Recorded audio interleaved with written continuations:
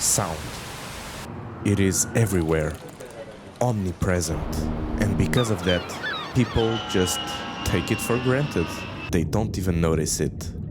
For example, you're just chilling at home and suddenly some ambient noise just stops.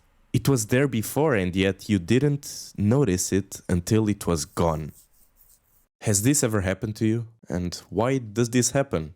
So this is the first video of a new series called Sound Fundamentals, which aims to explain in a way that everyone can understand how sound works and its fundamentals. But first, coffee.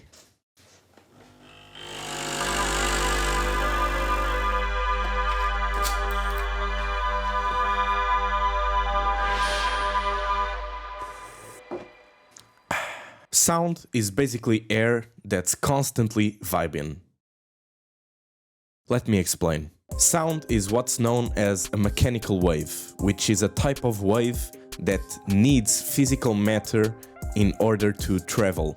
So solids, liquids and gases. It's better if you visualize it. Let's take a look.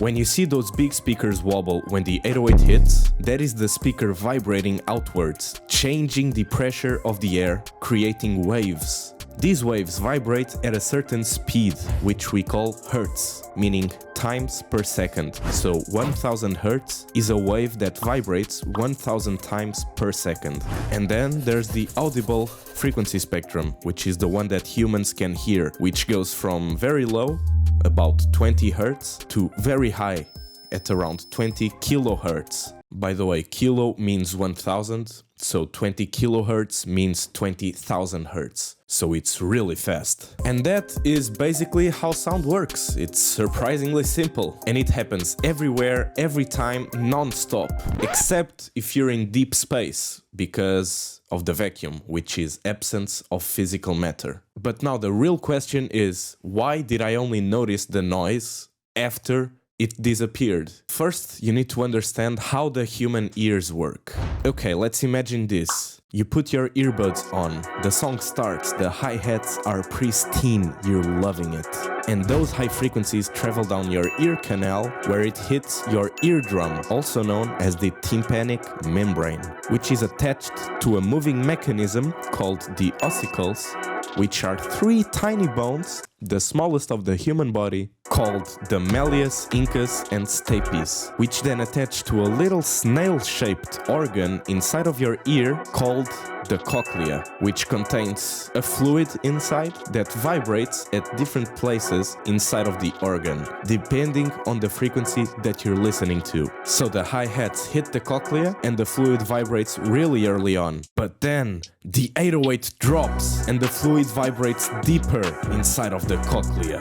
This happens because the higher the frequency, the faster it gets absorbed and the faster it dies down. Which is why when you listen to music from a different room, it's all muffled and boomy and dark and you can't really hear the details. Anyway, inside of the cochlea there are tiny hair cells which will transform those frequencies into electrical impulses, much like a microphone would.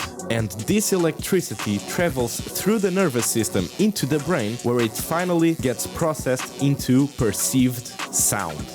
And all of this happens in around 150 milliseconds. So it's extremely fast. But the question is still there.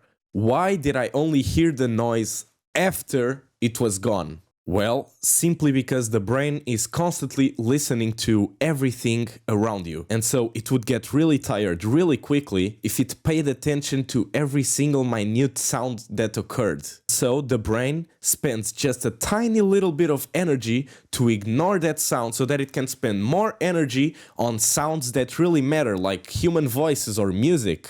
But then, when the sound stops, your brain goes, "Oh, I can finally rest now." And you notice that difference. It's really that simple. And that basically sums up how sound works. I hope you learned something new. Stay safe, stay creative, and I'll see you next time.